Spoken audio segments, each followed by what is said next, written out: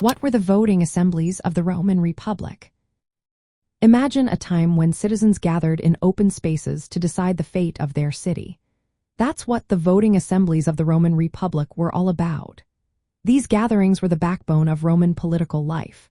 They allowed Roman citizens to participate directly in choosing leaders, passing laws, and making important decisions. Even though not everyone had equal influence, these assemblies showed how Romans valued citizen involvement. The system was complex, with different assemblies serving different functions and social groups. Let's explore how these assemblies worked and what made them unique. The first main assembly was called the Comitia Centuriata, or the Centuriate Assembly. It was organized by groups called centuries, which were military units based on wealth and age.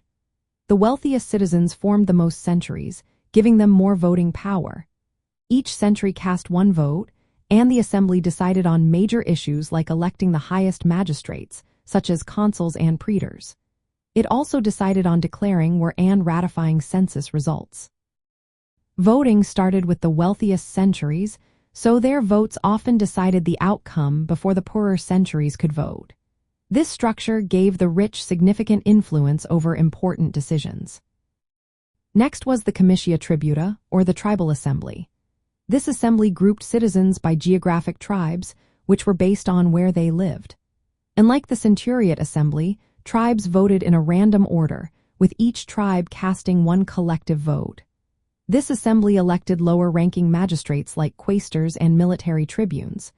It also passed laws and handled some judicial matters. Because tribes were based on location rather than wealth, this assembly was more accessible to a broader range of citizens, including the plebeians. The third key assembly was the Concilium Plebis, or the Plebeian Council. It was exclusively for plebeians, who were common citizens without patrician status. This assembly elected plebeian magistrates called tribunes and plebeian aediles. It also passed decisions called plebiscites, which initially only affected plebeians. However, after the Lex Hortensia Law was passed in 287 BCE, these decisions became binding on all Roman citizens. The plebeian council was a vital institution for giving common citizens a voice in government. Voting in these assemblies involved citizens gathering in public spaces, often after religious rituals and speeches. Citizens cast their votes by placing ballots into baskets or urns. In the Centuriate Assembly, voting was by centuries, and in the Tribal Assembly, by tribes. The presiding magistrate announced the results after counting. If voting was interrupted or not finished by nightfall, the process had to restart. These assemblies combined citizen participation with social and wealth distinctions, shaping the Roman Republic's governance system. Overall, these voting assemblies created a balance between popular participation and the influence of wealth and social class. They played a key role in electing officials, passing laws, and making decisions about war and peace.